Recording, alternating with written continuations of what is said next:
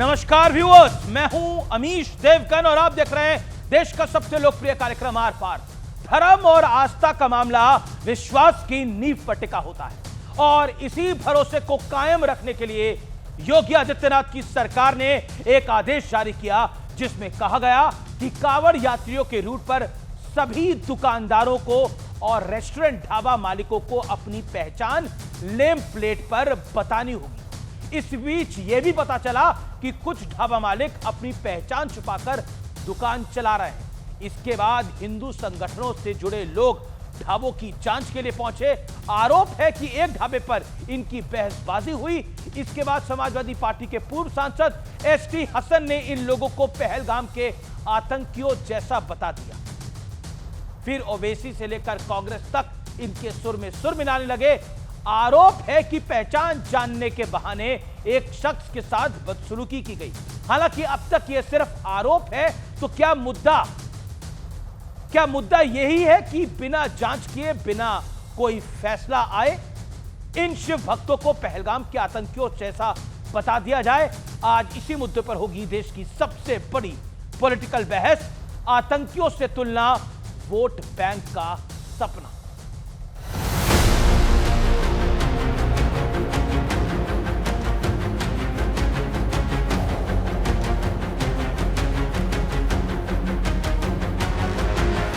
किसने इनको ये राइट दिया कि लोगों की पैंटें उतरवाएं? क्या इनमें और उन आतंकवादियों में कोई फर्क है जिन्होंने धर्म पूछ के पहलगाम के अंदर गोलियां मारी थी? ये भी एक तरह के आतंकवादी हैं और वो भी आतंकवादी हैं। सावन आया नहीं, कांवड़ यात्रा अभी शुरू हुई नहीं, लेकिन समाजवादी पार्टी के पूर्व सांसद एसटी हसन शिव भक्तों पर बरस पड़े और पहलगाम के आतंकियों जैसा बताने लगे। इनके समर्थन में ओवैसी से लेकर कांग्रेस तक कूद पड़े। वो होटल पे गए, एक पकड़ लिए एक आदमी को, उसका आधार कार्ड दो, बोले उसका आधार कार्ड नहीं मिला तो बोले पैंट उतारो। क्या ये गंदगी है? किसी सिटीजन को जाकर होटल में घुस के ये तुम्हारा नाम बोलो, आधार कार्ड दिखाओ। अरे तो होता कौन भाई? यही तो पहलगाम में हुआ था। उन्होंने भी धर्म पूछ करके हत्या किया। यहाँ आप धर्म पूछ करके आप पैंट खुलवा करके देख रहे हैं, तो आप नफरत फैला रहे हैं। जांच हुई नहीं, कोई फैसला आया नहीं, फिर क्यों इनकी तुलना पहलगाम के आतंकियों से की जा रही है? इस पूरे विवाद की वजह भी जान लीजिए। 25 जून 2025 को कांवड़ यात्रा से पहले यूपी सरकार ने निर्देश जारी किया कि यूपी में कांवड़ यात्रा मार्ग पर दुकानों, होटल और ढाबों पर नेम प्लेट लगाना होगा। ऐसा ही आदेश उत्तराखंड सरकार ने भी दिया है। इस बीच आरोप लगे कि कुछ ढाबा चलाने वाले अपनी असली पहचान छुपा रहे हैं, जिसके बाद हिंदू संगठनों ने इसकी पड़ताल शुरू कर दी और इसको समर्थन भी मिला। एसटी हसन उन्होंने कहा है कि जो लोग नाम पूछ रहे हैं वो लोग पहलगाम के आतंकियों जैसे हैं। सब शुचिता से जियो, पवित्रता से जियो। किसी का आहार, किसी का विचार, उसको भ्रष्ट भी मत करो।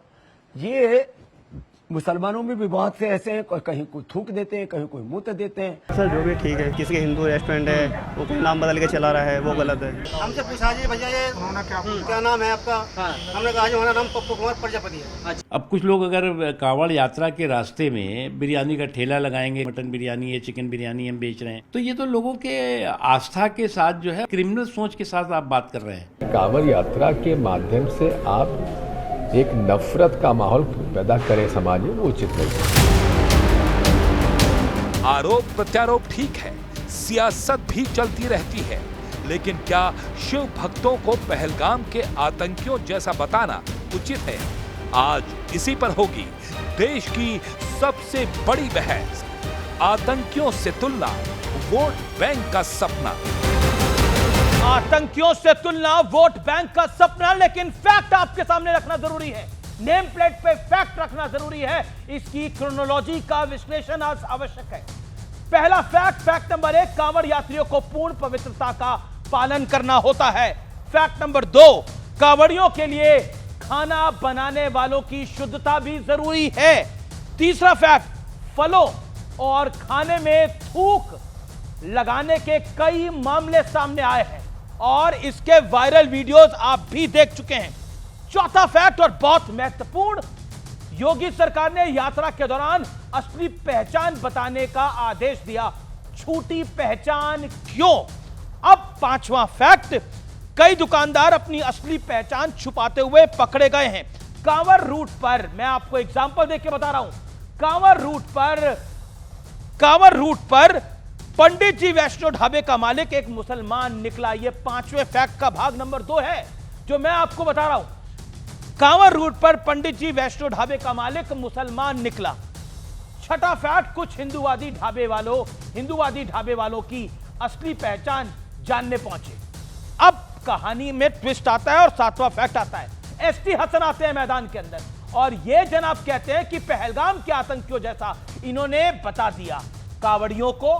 अब इस पर कई सारे गंभीर सवाल हैं, लेकिन आज का बड़ा प्रश्न क्या है? आज का बड़ा प्रश्न आपकी स्क्रीन पे है। हलाल पर नहीं कोई सवाल तो पहचान बताने पर क्यों है बवाल? शलभ मणि त्रिपाठी बीजेपी के विधायक प्रवक्ता हमारे साथ है। प्रोफेसर अनवर पाशा राजद के हैं। मेरे साथ समाजवादी पार्टी के अजीज खान है प्रवक्ता। मेरे साथ मौलाना अंसार रजा जुड़ रहे हैं, उनका अभिनंदन है। गरीब नवाज फाउंडेशन के मेरे साथ डॉक्टर शोएब जमई हैं, अध्यक्ष दिल्ली AIMIM के। इस चर्चा में आप तमाम लोगों का अभिनंदन है। मैं अजीज खान शुरुआत आपसे करता हूं, 50 सेकंड आपको मैं देता हूं। आप बताइए, आतंक पहलगाम क्या आतंकी? आप ऑब्जेक्शन कर सकते हैं, सियासत कर सकते हैं, लेकिन पहलगाम के आतंकियों के साथ कंपैरिजन कर रहे हैं आप, आपकी पार्टी के नेता, और वो भी वरिष्ठतम नेता। कैसे? क्यों? ऐसी हिम्मत कैसे हुई? देखिए अमीश भाई, ये मुल्क जो है वो संविधान और कानून से चल रहा है। अगर उसमें कोई भी शख्स छेड़छाड़ कर रहा है, दिक्कत पैदा कर रहा है, तो मुझे लग रहा है कि उसको सजा मिलनी चाहिए। अगर किसी को चेक करना है कि किसका नाम क्या है, इस ढाबे का मालिक कौन है और फला दुकान का मालिक कौन है, तो ये शासन प्रशासन का काम है। अगर इसी तरह शासन एक आम तो जनता, अगर वो पुलिस प्रशासन का काम करेगी, सर सुनिए मेरी बात, अगर पुलिस प्रशासन का काम करेगी तो फिर प्रशासन का क्या काम है? प्रशासन को कहे तो घर बैठे। अगर लोग प्रशासन का काम करेंगे तो फिर पुलिस प्रशासन, शासन प्रशासन का रोल खत्म। एक बात। दूसरी बात, जिस तरह अमानवीय व्यवहार किया गया, जिस तरह हरकत की गई, यकीनन उसकी जितनी निंदा की जाए वो नहीं कम है। अगर वो किया गया तो गलत है, लेकिन उसका कोई सबूत सामने नहीं आया है। उस पूरी घटना का कोई सबूत सामने नहीं आया है। संगठन इंकार कर रहे हैं, कह रहे हैं कि ये तिल का ताड़ बनाया जा रहा है। अगर प्रोप्राइटर, मैं एक कांवर रूट पर पंडित जी वैष्णो ढाबे का मालिक अगर कोई मुसलमान निकले, तो क्या आपको लगता नहीं है कि ये सवाल खड़े करते हैं? जब वो पंडित जी है ही नहीं तो पंडित जी लिखेगा क्यों?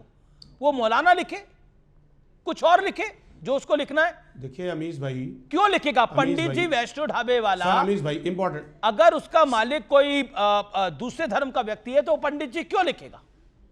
और वो भी उस रूट पर जहां पर धार्मिक भावना है। सर देखिए अमीश भाई, एक बात, वैसे तो हलाल के अलावा कुछ चाहिए नहीं। यहां पर दुकान में फर्जी नाम हो वो भी चलेगा। और सुनने नहीं देंगे, बोलने नहीं देंगे सर। बोल भी रहे हैं, बोल भी रहे हैं और हलाल खा भी रहे हैं। इंटरव्यू में मैंने देखा, सर सुन लीजिए, अरे सर सुनिए ना, उस शख्स का इंटरव्यू मैंने देखा है, वो खुद कह रहा है कि मैं इसका मालिक नहीं हूं, इसका मालिक एक ब्राह्मण समाज का शख्स है, मैं काम करता हूं, मैं नौकर हूं। और अगर किसी नौकर को जिम्मेदारी दी जाती है कि आप काम करो, तो वो काम कर रहा है मालिक के कहने पे। नहीं अजीज खान, वो लगातार उसका जो वीडियो है लगातार वायरल है। आप पंडित जी बन के कार्यक्रम में नहीं आएंगे ना, अजीज खान बन के आएंगे, शलभ मणि त्रिपाठी, कौसर अहमद बन के तो कार्यक्रम में नहीं आएंगे, शलभ मणि त्रिपाठी बन के आएंगे, या बगल में फैज खान बैठे हुए हैं, ये फैज खान बन के कार्यक्रम में आएंगे, कुछ और बन के तो नहीं आएंगे। ऐसे अंसार रजा है, ऐसे शोएब जमई है। फैज खान, मैं आपका रुख करता हूं, फिर मैं शलभ मणि आपके पास आता हूं। नाम छुपाकर काम करना जायज लगता है आपको? बिस्मिल्लाहिर्रहमानिर्रहीम, भारत माता की जय। अमीश भाई, हमारे नबी का लक़ब है सादिक, यानी पैगंबर हज़रत मोहम्मद सल्लल्लाहु अलैहि वसल्लम जिनकी हम उम्मत हैं, उनका लक़ब सादिक यानी कि सच्चा है।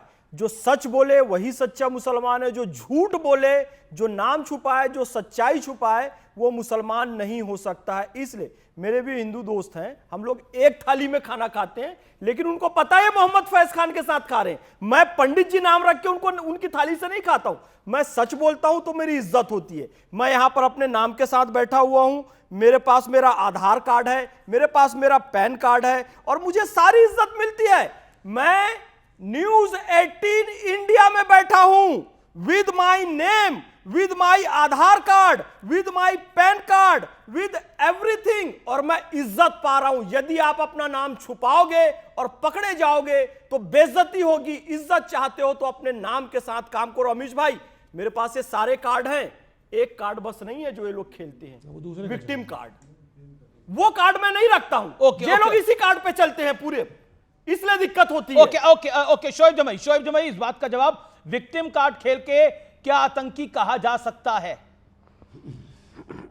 कोई गुंडागर्दी कर रहा है, गुंडागर्दी को मैं भी गलत मानता हूं, लेकिन विक्टिम कार्ड खेल के आतंकी कह देंगे आप, जो पुलवामा में हुआ?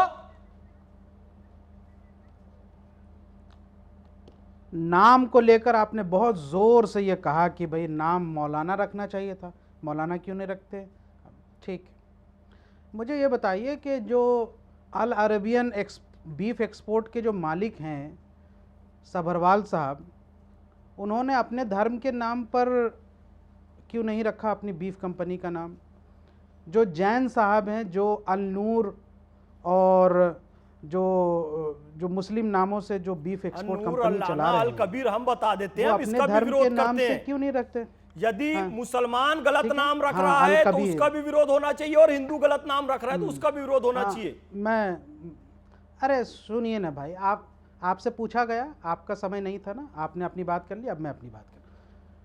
तो जैन साहब, सबरवाल साहब मुस्लिम नामों से और मुस्लिम से मिलता जुलता नामों से अपनी कंपनी का नाम रख सकते हैं, क्योंकि उनको मिडिल ईस्ट में कारोबार करना है। लेकिन यहाँ पर कोई मुसलमान कोई नॉर्मल नाम या जो भी किसी भी तरीके का नाम जो है वो नहीं रख सकता, उसको मौलाना ही रखना पड़ेगा। तो भाई जो जितने न्यूज़ चैनल वाले हैं सब अपने अपने नाम के हिसाब से रख लेते कि फ़लाँ टीवी, अमीश देवगन टीवी, या उस तरीके से काहे यहाँ से नॉर्मल नाम रखते हैं? ये कौन अधिकार? अरे क्या बात कर रहे हैं आप? नाम ये तो लॉजिक ही गलत है कंप्लीटली। अगर आर पार या आर पार की टक्कर आप देख रहे हो तो अमीश देवगन के नाम से ही देख रहे हैं प्रोग्राम, लेकिन न्यूज 18 इंडिया पे वो आ रहा है। कमाल क्या बात कर रहे हैं? मैं न्यूज 18 इंडिया पे अपना नाम छुपा के बैठा हूं क्या? ये मौलाना सैफुद्दीन नाम रख के थोड़ी बैठे भैया, मौलाना इमामुद्दीन नाम रख के थोड़ी बैठे। Can you compare both? ये लॉजिक गलत है आपका।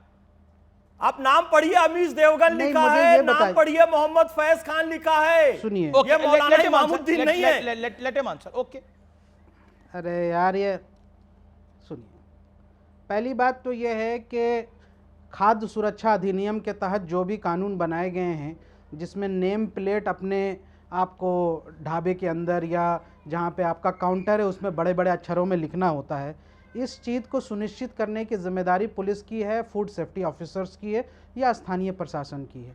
ये यशवीर महाराज जैसे लोग या इन तरह के जो विजिलेंटे ग्रुप, जिन्होंने ग्रुप बना करके इस पूरे रूट में जो अराजकता फैलाने का काम किया है, क्या अमीश देवगन एक सभ्य नागरिक होने के नाते उसको जायज़ करार देंगे?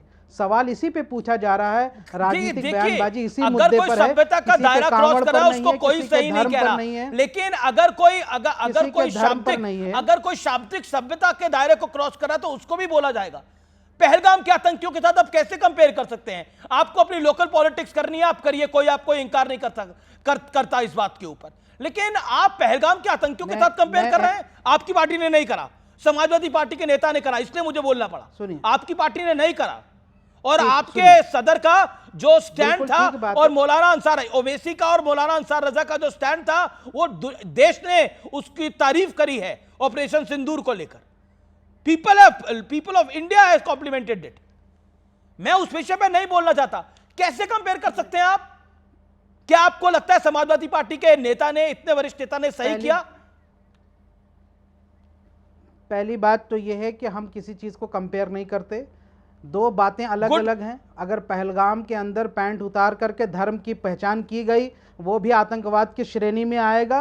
और इस देश के अंदर कोई भी विजिलेंटे ग्रुप किसी भी समूह के साथ मिल करके पैंट उतार करके हो या किसी भी तरीके से धर्म पहुंचा करके उसको वायलेंस करने की कोशिश करेगा तो वो भी एक शाब्दिक आतंकवाद की श्रेणी में आएगा और इसको भी हमें कंसीडर करना चाहिए। मैं ये कहता हूं कि आप इन विजिलेंटे ग्रुप के खिलाफ कार्रवाई क्यों नहीं करते, इन लोगों के खिलाफ क्यों नहीं आतंकवाद, कहीं ना कहीं आप उनको जस्टिफाई कर रहे हैं, उनके साथ खड़े हुए हैं, तो ये हरकत बंद कीजिए। वो एक इंटरनेशनल मुद्दा और इंटरनेशनल मुद्दे दिमाग से पैदल है क्या?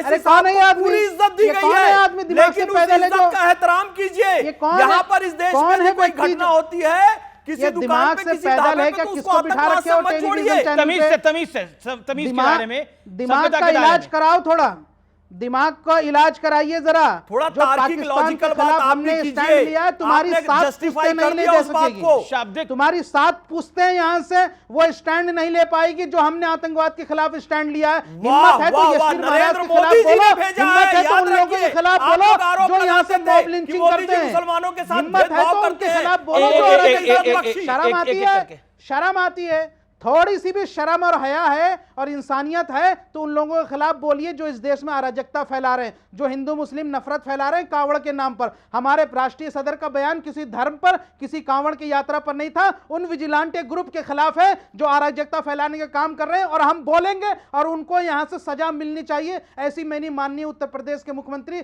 योगी आदित्यनाथ जी से मांगे।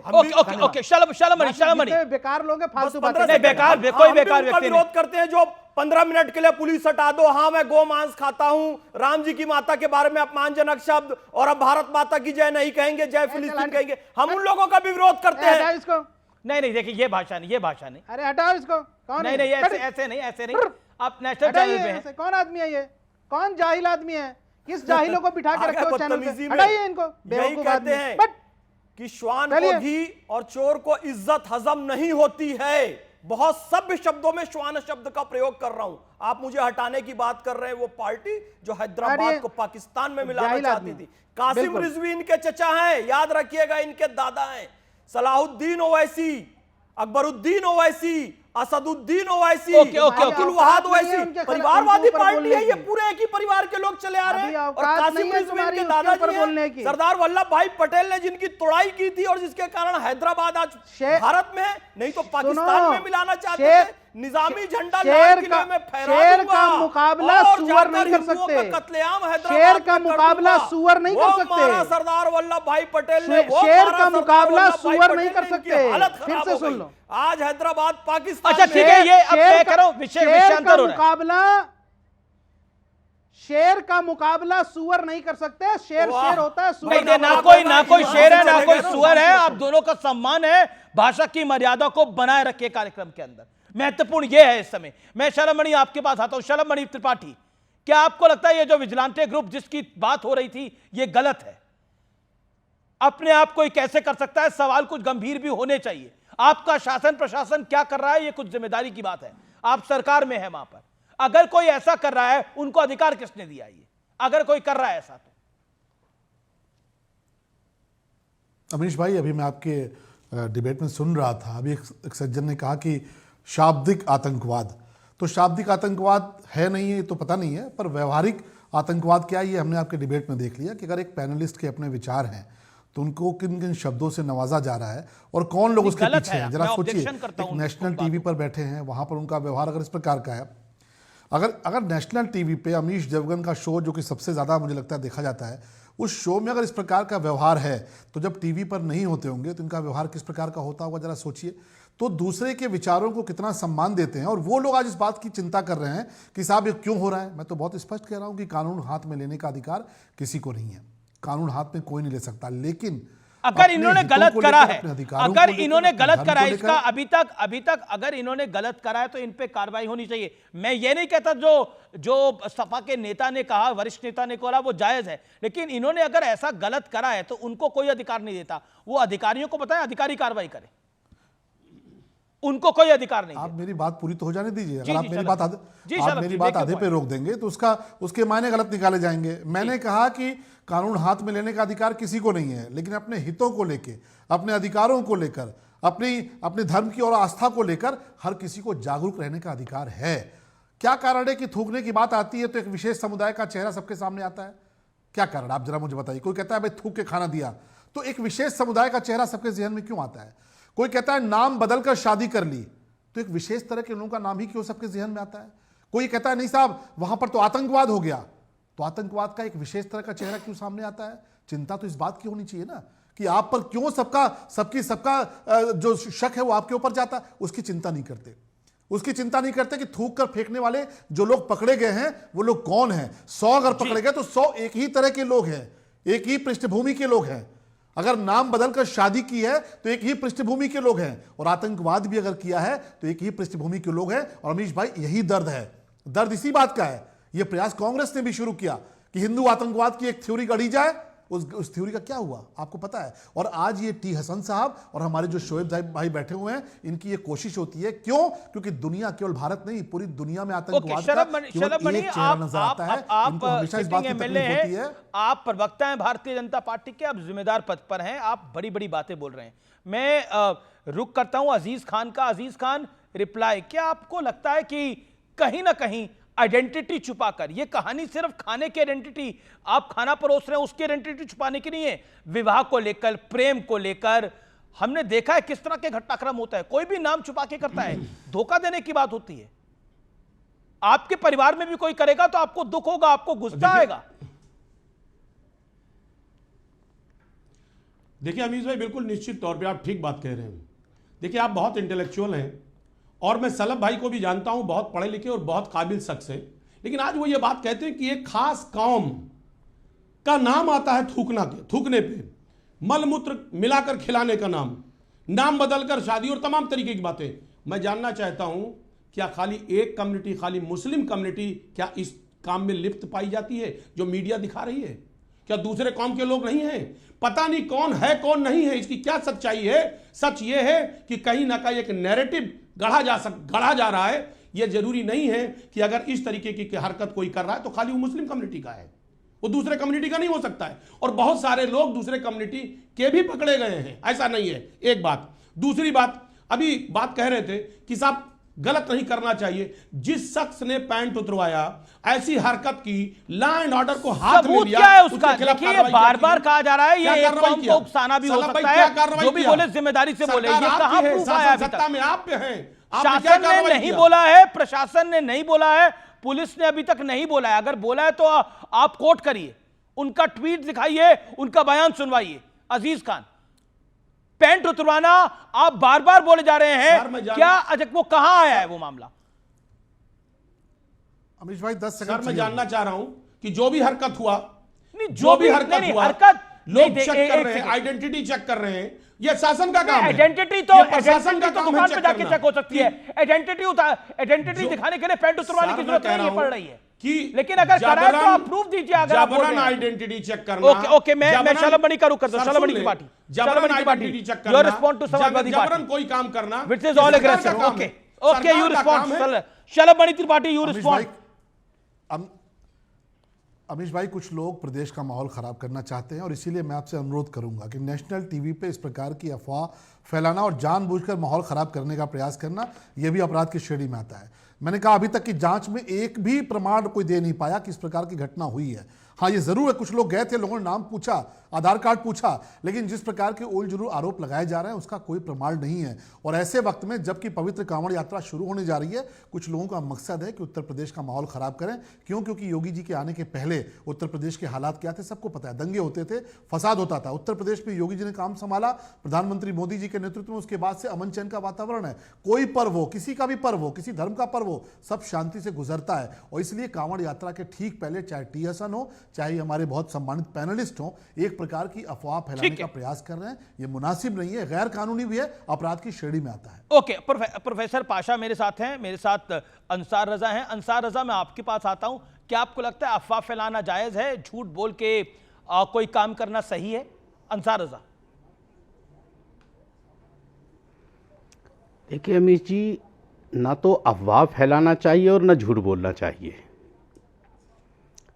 शलभमणि त्रिपाठी जी बीजेपी के बहुत सम्मानित नेता हैं। मैं इनसे गुजारिश करूंगा कि उत्तर प्रदेश में जितना पुलिस प्रशासन है, जितनी जांच कमेटियां हैं, उन सबको इस्तीफ़ा दिलाइए।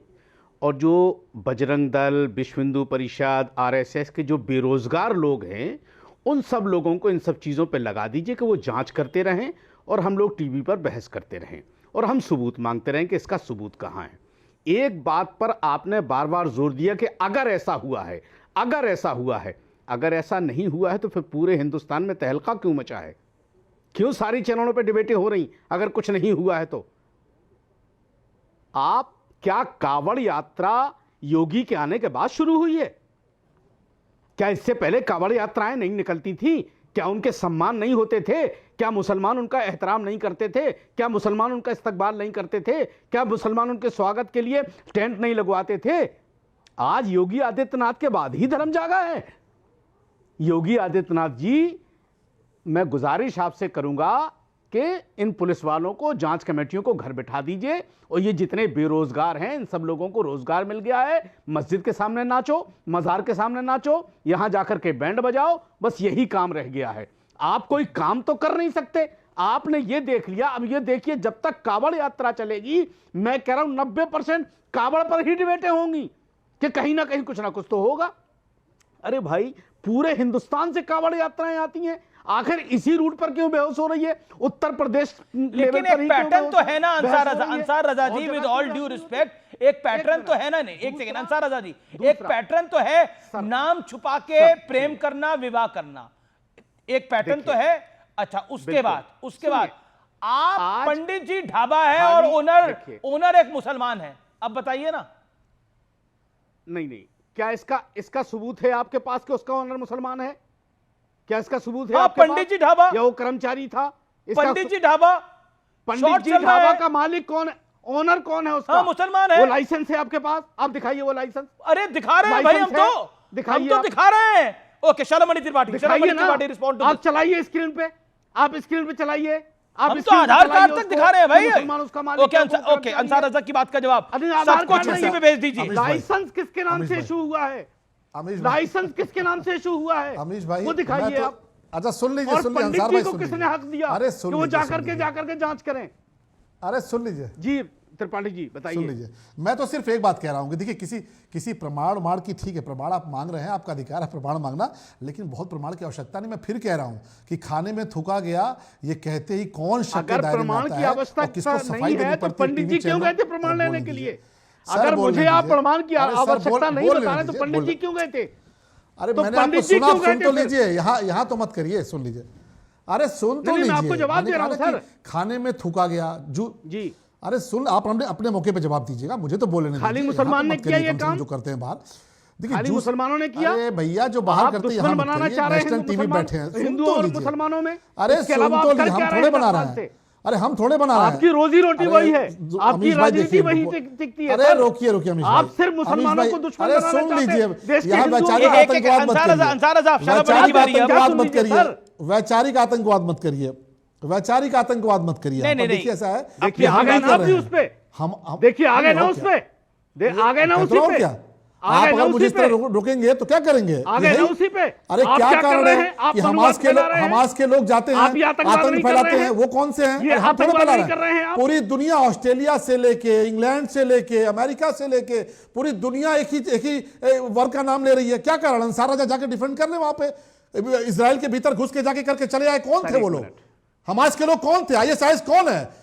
सीरिया में कौन है? लंदन में कौन है? ये मुझे बताना पड़ेगा क्या? और क्या कारण है कि जूस में थूकने की बात आती है तो अंसार रजा को आके टीवी बिल्कुल आतंकवादी है। क्यों नहीं आतंकवादी है? अरे डंके की चोट पे कहते हैं आतंकवादी है, डंके की चोट पे कहते हैं आतंकवादी, उसमें क्या है? और जूस में थूकने, अरे भारत सरकार से जाके पूछते रहिए आप, ये आप जाके पूछते रहिए, आपका काम है। दुनिया ने देखा है, दुनिया ने आपको देखा है, ये दुनिया आपका चेहरा देख रही कि हमास को आप आतंकवादी मानने को तैयार नहीं। आप तो लादेन को भी आतंकवादी मानने को तैयार नहीं होते, आप तो लादेन को भी नहीं मानेंगे। और आप जिस पार्टी को सपोर्ट करते हैं, उसने तो बनारस में जो बम धमाके किए थे उनको भी आतंकवादी नहीं माना था। बनारस के मुकदमे वापस लेने का प्रयास हुआ, अयोध्या के मुकदमे वापस लेने का प्रयास हुआ।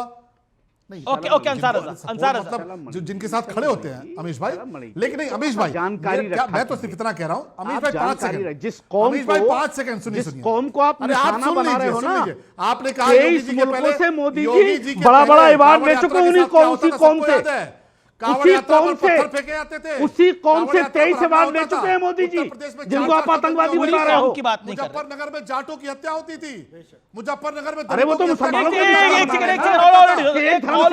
की हत्या मुसलमानों के एक सेकंड अभी प्रोफेसर पाशा को भी आना बाकी है। एक सेकंड शलमणि, मैं आपको मौका दे रहा हूं। शलमणि होल्ड ऑन 30 सेकंड। अब प्रोफेसर पाशा, ये नफरत का एजेंडा है या फिर यही रियल एजेंडा है? What do you think? क्योंकि पहले नमाजवाद आया, फिर मुल्ला तेजस्वी आया, मौलाना तेजस्वी आया, और अब ये आया, और उस तरफ बिहार का चुनाव भी आ रहा है।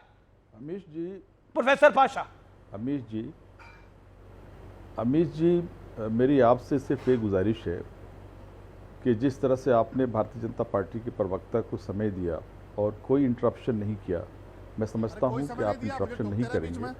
और मैंने जी और नहीं मैं तो पहली बार बोल रहा हूं, और मैंने किसी भी जो यहाँ प्रवक्ता जी आप अपनी बात को रखिए। उसमें इंटरव्यू मैं नहीं किया, इंटरप्ट नहीं किया मैंने, तो मैं उनसे भी गुजारिश है कि इंटरप्ट न करें, मेरी बात मुकम्मल हो जाने दें, उसके बाद आप मेरा जो भी विरोध है वो करें ज़रूर। अमीश जी, पहली बात तो ये कि मैं इस विषय को, जिस विषय पर हम आज डिबेट कर रहे हैं, ये विषय हमारा है ही नहीं, ये राष्ट्र का विषय होना ही नहीं चाहिए, ये किसी टीवी डिबेट का विषय होना ही नहीं चाहिए, ये फालतू का विषय है। विषय है हमारी बेरोजगारी, विषय है हमारी महंगाई, विषय हमारी है करप्शन। ये इस तरह की जो समस्याएं हैं, इन पर आप कीजिए डिबेट, इस तरह के फालतू विषय पर डिबेट न कीजिए। दूसरी बात ये कि न तो कांवड़ आज से शुरू हुआ है, और न इस देश में जो सद्भाव की एक परंपरा है वो आज से शुरू हुई है। हज़ारों साल से ये परंपराएं चली आ रही हैं, और हिंदू और मुस्लिम तमाम दूसरे समुदाय के लोग एक दूसरे का सम्मान करते हुए एक ऐसा जीवन गुजारते हैं जिसमें एक सौहार्द का वातावरण बना रहता है, सब एक दूसरे के साथ होते हैं। आपने लगभग 1.5 मिनट बोला, और आपने बोला ये कार्यक्रम, ये जो डिबेट है ये फालतू की है। मैं आपसे माजरत चाहता हूं, और 20 सेकंड में अपना एक प्रश्न रखना चाहता हूं, उसके बाद आप 40 सेकंड में जवाब दीजिएगा। प्रश्न मेरा ये है, जब इमारतें शरिया में गए थे तेजस्वी यादव, वो फालतू था या वो किसी और वजह से था? बताइए इस बात को मुझे। इस पूरे घटनाक्रम को आरजेडी ने शुरू करा। राष्ट्रीय जनता दल के सर्वोच्च नेता है तेजस्वी यादव आज की तारीख के अंदर, उनके सीएम कैंडिडेट है, और वो गए और उन्होंने बोला वक्फ के कानून को हम कूड़ेदान में फेंक देंगे। वो फालतू था या आलतू था या पालतू था? बताएं आप। अमीश जी, इमारत शरिया के बारे में आप जानते हैं, ये एक संवैधानिक ऑर्गेनाइजेशन है, रजिस्टर्ड ऑर्गेनाइजेशन है, गवर्नमेंट ऑफ इंडिया के अंडर रजिस्टर्ड है। और इस ऑर्गेनाइजेशन ने एक जो हमारे वक्फ के खिलाफ, हमारे वक्फ की जायदाद के खिलाफ जो षड्यंत्र सरकार कर रही है, केंद्र सरकार, उस षड्यंत्र में जो असंवैधानिकता है, एक संवैधानिक संस्था है, उस संस्था के खिलाफ आप जिस तरह षड्यंत्र करके मुसलमानों से वो छीनना चाहते हैं उस प्रॉपर्टी को, इसके खिलाफ आवाज पूरे मुल्क में उठ रही है, पार्लियामेंट में भी इसके खिलाफ आवाज उठी है। इसलिए उनका जवाब किसी भी तरह से असंवैधानिक नहीं है। संवैधानिक संस्था जो है वो भारत सरकार होती है। संवैधानिक संस्था जेपीसी, लोकसभा, राज्यसभा, और सबसे बड़ा पद राष्ट्रपति, उससे सिग्नेचर होके एक कानून बना है, और उसको कहते हैं कूड़ेदान में फेंक देंगे। इससे बड़ा संविधान का अपमान नहीं हो सकता। और फिर कह रहा हूं, तेजस्वी यादव या लालू प्रसाद यादव के हाथों का टूल मत बनिए मुसलमान। मैं बारंबार निवेदन करता हूं, आप किसी पार्टी के सदस्य जरूर हैं, लेकिन मुसलमानों को इन लोगों ने काट की कुर्सी समझा, वोट बैंक समझा, वस्तु समझा, और वही समझकर एक प्रगतिशील जो त्रिपाठी जी, आप मेरा जवाब सुन ले। मैं मोहम्मद फैज खान मेरा जवाब सुन लीजिए। ठीक है, फैज खान 30 सेकंड जवाब सुनिए।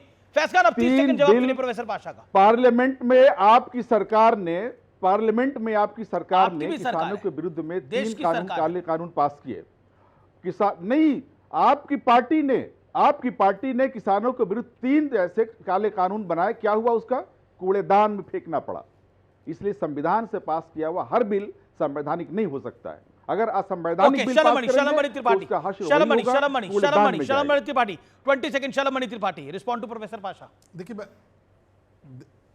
देखिए, कानून तो बनेगा और कानून मानना भी पड़ेगा, और चिंता मत करिए, आप कैसे कूड़ेदान में फेंकेंगे ये देश भी देखेगा। 3 तलाक के कानून को भी आप कूड़े के ढेर में फेंक रहे थे, लागू हो गया। अभी और धारा 370 के कानून को भी आप कहते कूड़े के ढेर में फेंकेंगे और बाहर के भी कुछ लोगों की मदद दे रहे थे, कर दिया जो कानून आप निश्चिंत रहिए। अच्छा, आप तो नहीं टोकते थे बीच में, कहाँ टोकते चले बीच में, आप तो बड़ी दुहाई दे रहे थे, बड़ी दुहाई दे रहे थे, अभी तो आप बड़ी दुहाई दे रहे थे, कोई नहीं बोला, सच नहीं है कि किसानों पर बनाए गए कानून को देख लिया ये इनका चरित्र है, ये इनका चरित्र है, देखिए ये चरित्र है इनका। अरे कानून मानना पड़ेगा, चिंता मत करिए, कानून बनाएंगे भी और कानून मनवाएंगे भी, चिंता मत करिए।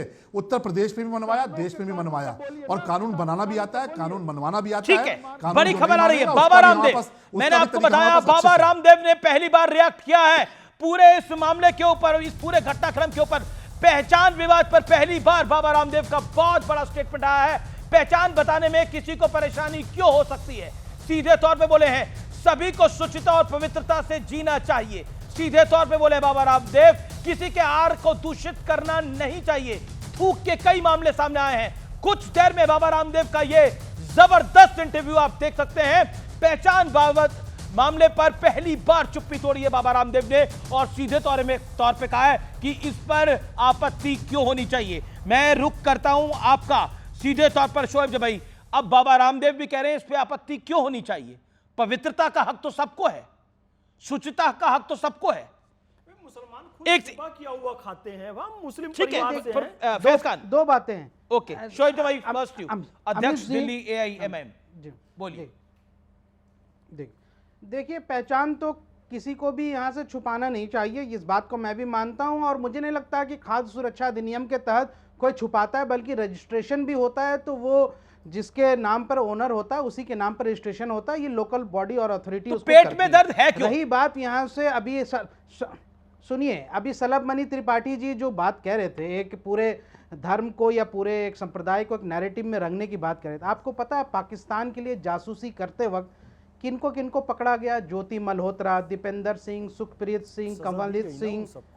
तो क्या ज्योति मल्होत्रा या उनके धर्म से ताल्लुक रखने वाले सभी लोगों को शक की निगाह से देखा जाना चाहिए? पाकिस्तान के लिए जासूसी करने वाले 70% लोग एक ही संप्रदाय से आते हैं और मुझे उसको बताने की सजा दी गई। बताइए क्या नेशनल टीवी में बैठे यानी आपको शक की निगाहों से नहीं देख रहे हैं? आपकी पार्टी के प्रमुख को विदेश भेजा गया 60 डेलीगेशन में, यानी आपको शक की निगाह से नहीं देख रहे हैं। अच्छा, एक करके मौलाना हो या मल्होत्रा, दोनों पर कार्रवाई हो रही है।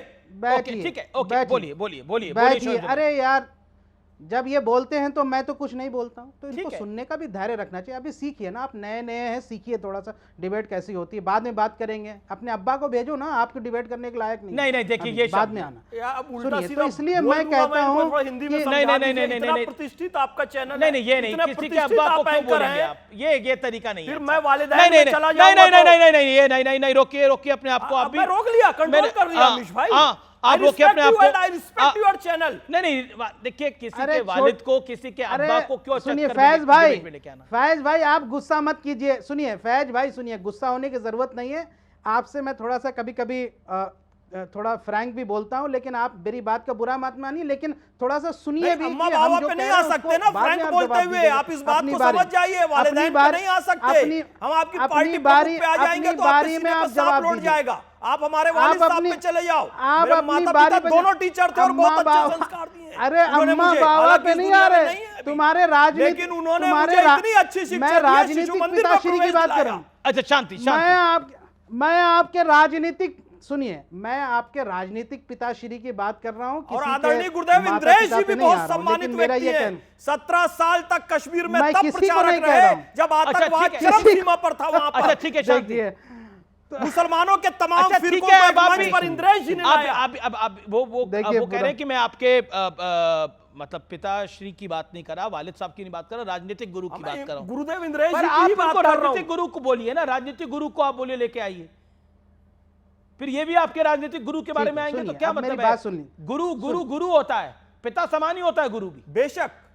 और इंद्रेश जी बिल्कुल पिता समान है। गुरु गोविंद सिंह है ना ये, और गुरु गोविंद सिंह तो कह गए गुरु मान्य ग्रंथ। और मैंने किसी का नाम नहीं लिया, मैंने किसी का नाम नहीं लिया। इनके बहुत सारे हो सकते हैं, मुझे क्या पता है, यहाँ से मैंने किसी का नाम तो नहीं लिया। अब ये खुद ही नाम खोलना चाह रहे हैं तो मुझे अच्छा नहीं लगा।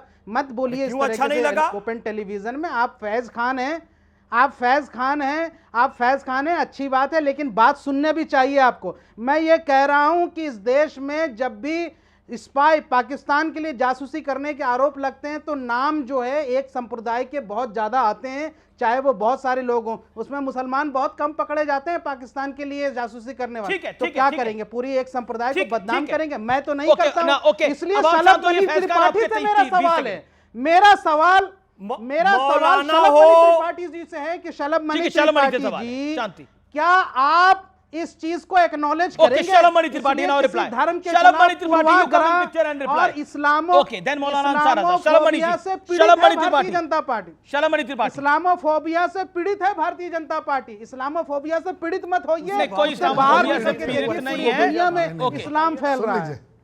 अरे सुन लीजिए, हम नहीं पीड़ित हैं। बाकी आपको इसकी चिंता जरूर करनी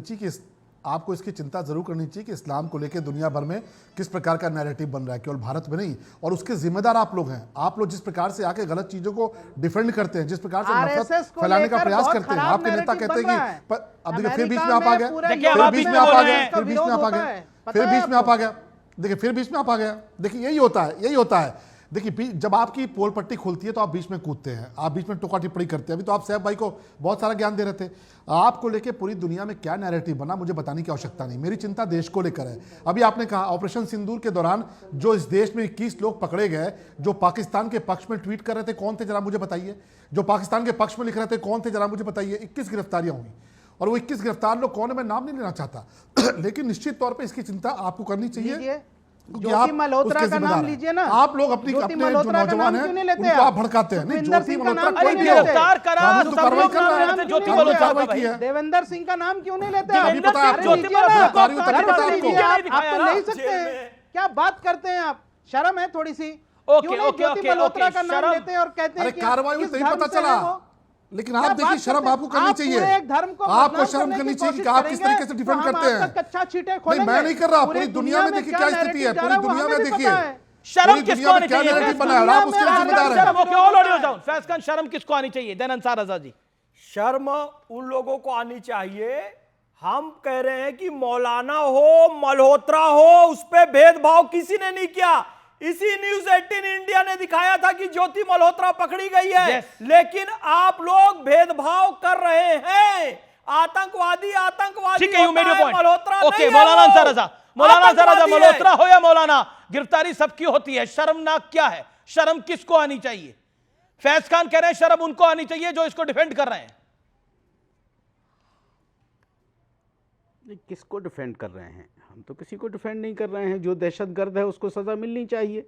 हम तो किसी को डिफेंड नहीं कर रहे हैं। हम तो सिर्फ इतना कह रहे हैं कि आज शलभ मणि त्रिपाठी जी बार बार मुसलमानों को निशाना बना रहे हैं कि पूरी दुनिया में इस्लाम का क्या हो रहा, पूरी दुनिया में इस्लाम का क्या हो रहा। शलभ मणि त्रिपाठी जी, आप इस्लाम की चिंता मत कीजिए। अल्लाह का शुक्र है 57 देशों में इस्लाम फैला हुआ है, उसकी आप चिंता मत कीजिए। एक मिनट, अरे सुनो ना भाई, आतंकवाद बीच में बोला इन लोगों ने। सुनो तो भाई, एक सेकंड, ऑडियो मैंने नहीं बोला सर। 5 सेकंड सर मैंने नहीं बोला। बोली सर मैंने नहीं। अंसार जी देखिए, इस्लाम की चिंता आप मत कीजिए। इस्लाम हमारा रब हिफाजत कर रहा है हमारे इस्लाम की। 57 देशों में इस्लाम फैला हुआ है और मोदी जी उन्हीं इस्लामी मुल्कों से बड़े बड़े अवार्ड लेकर के आए हैं। तो आप एक मिनट और पूरी कौम को, आप पूरे मुसलमानों को एक तराजू में मत तोलिए जिस तरह से हम पूरे हिंदुओं को नहीं तोड़ रहे हैं। हम ये कह रहे हैं अंसार दूसरा, साहब पूरी कौम को मैं कोई अपने नहीं कह रहा है। आप इस नेशनल टेलीविजन चैनल पे बैठे हैं, इस बात का प्रूफ है कि आपकी बहुत इज्जत है। इस समय हमारे साथ बेहद एक्सक्लूसिव बातचीत के लिए जुड़ रहे हैं बाबा रामदेव। बाबा रामदेव, आप कहते हैं जातियों में बंटना नहीं चाहिए, लेकिन कथावाचकों को तो जाति में बांटा जा रहा है और यादव कथावाचकों की चोटी काटी जा रही है। या ये क्या हो रहा है देश में? हमने तो सर्वत्र एक ब्रह्म का दर्शन किया है। ये जो जात पात के नाम पर ऊंच नीच भेदभाव, ये वर्ण ऊंचा, ये जाति ऊंची, ये समुदाय ऊंचा, ये नीचा, ये वैदिक दृष्टि नहीं, ये सनातन दृष्टि नहीं। और जो ऐसे जात के नाम पर ऊंच नीच भेदभाव को जो बढ़ावा दे रहे हैं, वो चाहे सो कॉल्ड साधु हो या शंकराचार्य हो या किसी भी ओहदे पर बैठे लोग हो, कुछ लोग जो है ऐसे मौकों का फायदा उठा करके अपने आप को किसी वर्ग विशेष का हमदर्द दिखलाने के लिए बहुत ही ओछी बातें करते हैं। ये कोई वैदिक नहीं है, ना कोई ये हिंदू है, ना कोई ब्राह्मण है, ना कोई क्षत्रिय है, ना कोई ओबीसी है, ओबीसी है, और ना कोई इधर उधर के। ये सारे लोग पापी हैं। ये हिंदुत्व के नाम पर, सनातन के नाम पर कलंक है। मैं आपसे अगला सवाल पूछता हूं। ये बाबा बागेश्वर बहुत सारे पैसे लेते हैं, 50 लाख रुपए लेते हैं, ये कहा जा रहा है। ये सब फालतू की बातें हैं। ये सब ये 50 लाख की फिगर बाबा मैं नहीं लाया, अखिलेश जी को पता लग गया। दुनिया में आपके तो बड़े प्रिय है बाबा बागेश्वर, पैसे कितने लेते हैं कथा की आप ही बता दीजिए, अगर किसी को बुलाना हो तो।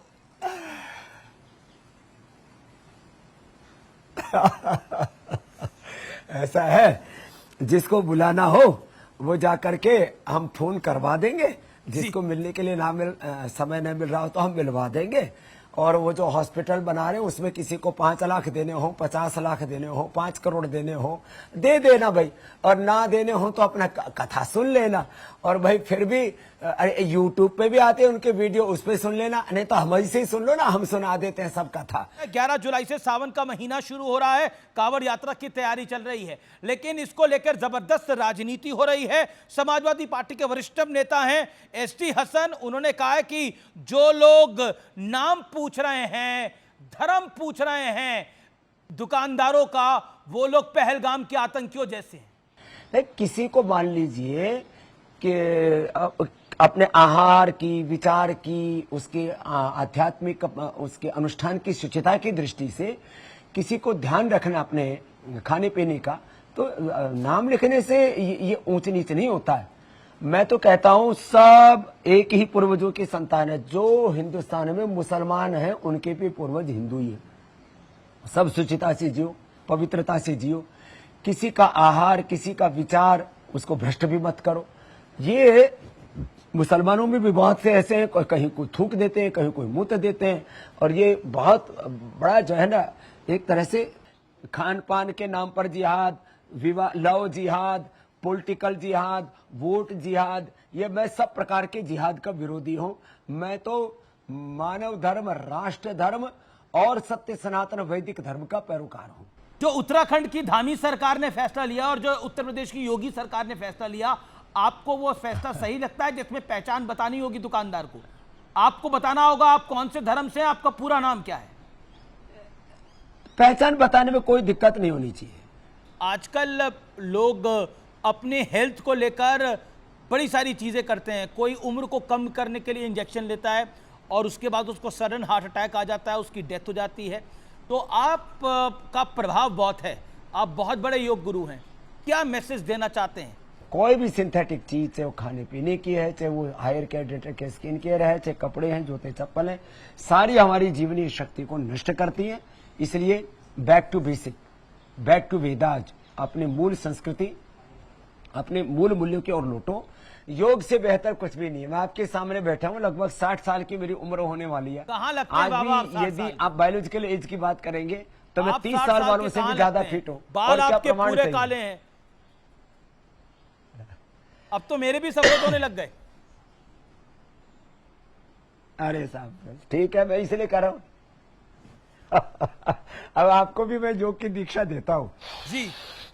भस्त्रिका करो, कपालभाति करो, अनुलोम विलोम करो, सुबह उठ करके आंवला, एलोवेरा, गिलोय, गोधन, अर्क, हनी पियो, सुबह 1 चम्मच गाय का घी पियो, देसी खाना खाओ, मिलेट्स का सेवन करो, दूध दही खाओ, देसा में देश हरियाणा, उड़ा दूध दही का खाना, ये बढ़िया चीज भाई अपनी, इन अपनाओ। ये फालतू के बर्गर, पिज्जा, चाउमीन, ये सब फालतू के जंक फूड, आजकल तो मोमोज भी बड़े चल रहे हैं। बहिष्कार करो इन सारे अनहेल्दी चीजों का।